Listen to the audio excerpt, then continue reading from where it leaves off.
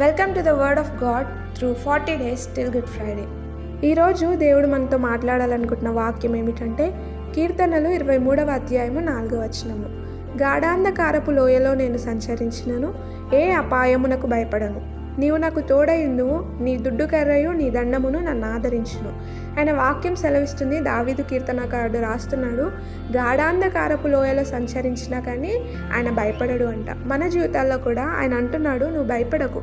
ఎటువంటి సిచ్యువేషన్స్ వచ్చినప్పటికీ, నువ్వు ఎంత లోతుగా, ఆ సమస్య ఎంత లోతుగా ఉన్నప్పటికీ, అంధకారము చీకటి అంతా అన్ని తలుపులు మూసుకుపోయినాయి అన్నప్పటికీ నువ్వు భయపడాల్సిన అవసరం లేదు. నేను నీకు తోడై ఉంటాను, నీ దండము నీ దుడ్డు కర్ర నేని అనేసి ఆయన మనకి వాగ్దానం ఇస్తున్నాడు. మనల్ని ఆదరించేది ఆయనే అనేసి మనకు చెప్తున్నాడు. కాబట్టి ఎటువంటి అంధకారపు సిచ్యువేషన్స్ అయినా, ఎక్కడ ఏమి కనిపించిన అన్ని దారులు మూసుకుపోయినాయి అన్నా సరే, నీకు ఏ ఛాన్స్ లేదన్నా సరే, ఆయన అంటున్నాడు నాకు అసాధ్యమైనదంటూ ఏదీ లేదు అనేసి.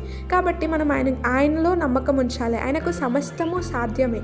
ఆయన ఏ అపాయంకు నువ్వు భయపడకు, నేను నీకు తోడై ఉంటాను అని సెలవిస్తున్నాడు. నువ్వు భయపడాల్సిన అవసరం లేదు. I am here with you అనేసి అంటున్నాడు. కాబట్టి మనం భయపడని అవసరం లేదు.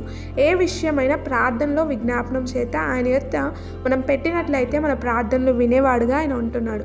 మన ప్రార్థనలు వినడం మాత్రమే కాదు, వాటికి ఉత్తరం ఇచ్చేవాడుగా ఆయన ఉంటున్నాడు. కాబట్టి మనం ఏ సిచ్యువేషన్ అయినా భయపడక, ఆ సిచ్యువేషన్ మన సమస్య ఎంత లోతుగా ఉన్నప్పటికీ మనం భయపడాల్సిన అవసరం లేదు. దావీదు అంటున్నాడు, గాఢాంధకారపు లోయలో నేను సంచరించినా నేను భయపడను, ఆయన నాకు తోడై ఉన్నాడు, ఇంకా నాకు దిగులెందుకు అని ఆయన అంటున్నాడు.